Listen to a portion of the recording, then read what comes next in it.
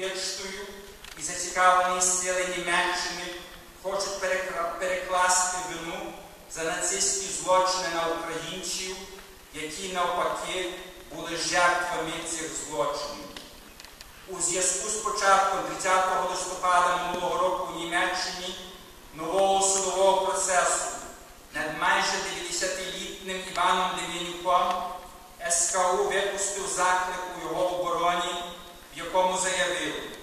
що 29 липня 1993 року Верховний суд Ізраїлю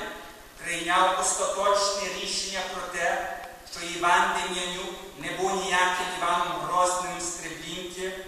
у чому його було попередньо звинувачено.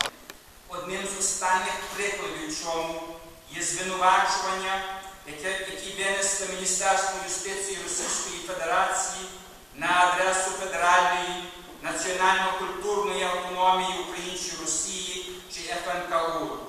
що її співголова порушив закон тим, що взяв участь у публічному виступі на Радіо Свобода, був співорганізатором проведеної в Москві міжнародної науково-практичної конференції на тему україністики Росії та керував заходами,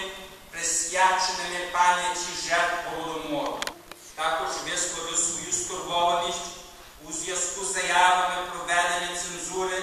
на українських телеканалах «1+1» та СТБ,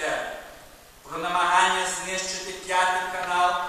шляхом позбавлення його технічних можливостей для мовлення. 36% громадян України все-таки проголосували проти всіх, що більше, ніж різниця між результатами двох кандидатів, яка цього року становила 3,48 підсумків. Президент не дістав підтримки навіть 50% громадян України. Він змінює державну політику щодо таких питань, як зміцнення самостійності України, її європейських і євроатлантичних